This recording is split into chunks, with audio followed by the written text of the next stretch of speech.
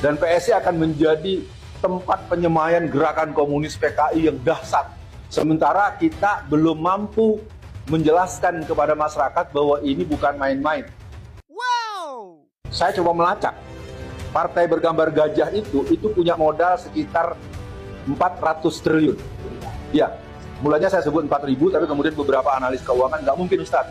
Jadi kalau kita lacak, memang kekuatannya ada sekitar 400. Tingkat kelurahan itu diberikan dana alokasi operasional per bulan itu 20 juta per kelurahan PSI tingkat kelurahan.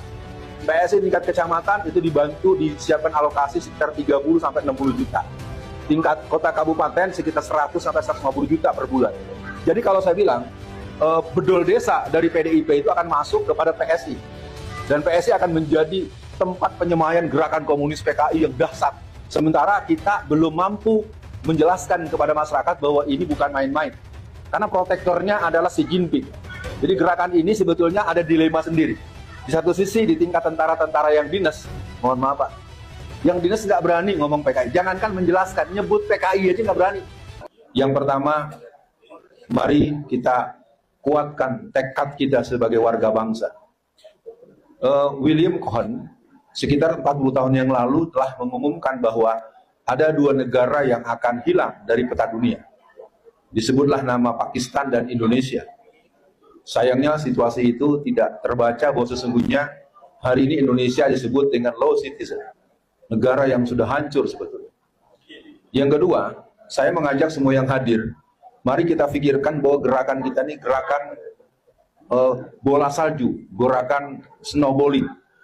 Kalau ini bisa kita lakukan sebagai bentuk refleksi, ketika G30 SPKI hampir saja berhasil, maka kemudian turun satuan-satuan aksi yang luas.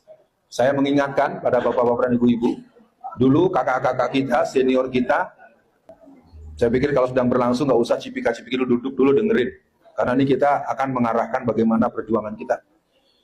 Dulu untuk membakar kantor PKI, itu mereka rapat 11 hari 11 malam.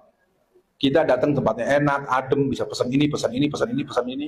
Rasanya kita harus mencurigai garis yang kita ambil. Kenapa? Karena kita perlu masuk apakah acara kita hari ini akan menggedor daripada gelombang perlawanan di tingkat nasional. Kalau saya kok rasanya tidak. Ya, mahasiswa saja dengan enaknya mendatangi saudara Gibran, kemudian ngomong yang nggak jelas segala macam. Nah, untuk yang kedua itu, yang ketiga adalah partisipasi generasi muda. Mungkin kepada kita, terutama teman saya Bu Mary, bagaimana kalau ada forum-forum seperti ini, hadirkan yang memang benar-benar pemuda yang usianya 17 sampai 25 tahun yang ngerti persoalan. Suruh datang, suruh ngomong. Karena bagaimanapun juga akhirnya kita akan dilihat sebagai kelompok orang-orang pensiunan. Orang-orang yang sebetulnya udah nggak, maaf ya, saya nggak bisa datang, saya kerja. Gitu. Kalau dalam Quran disebutkan infiru wasiqalan wajahidu fi sabilillah.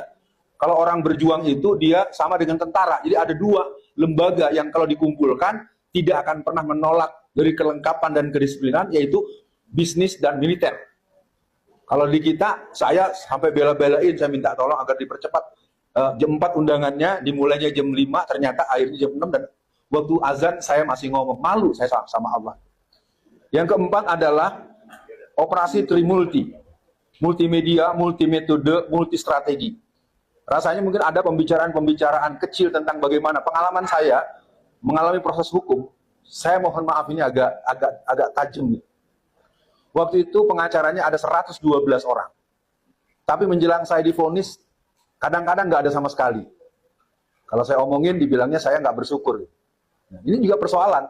Sejauh mana bahwa kita mempunyai pemahaman bahwa Pak Roy Suryo dan Bu Tifa ini sedang mengalami satu situasi tertentu. Jadi menurut saya, untuk beliau ini mesti ada orang yang betul-betul mendengar langsung, merekam langsung, punya catatan sebetulnya apa yang sedang dilakukan. Kalau saya menangkap, ini kan lucu nih, sen kanan belok kiri. Kita sedang mempersoalkan ijazah palsu. Tapi kan yang sedang diproses ini adalah pencemaran nama baik. Nah, saya tidak ingin mengajari forum, cuma bagaimana kita harus mempertegas bahwa Jokowi itu tidak ada lagi alasan kecuali dia harus ditangkap dan dia harus dihukum mati.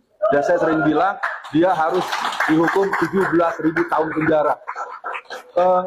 Konsiderannya tidak dalam bentuk marah, tidak dalam bentuk emosional, karena dialah yang merusak meritokrasi, yang merusak moral bangsa dengan kepres yang mengeluarkan pembagian kondom.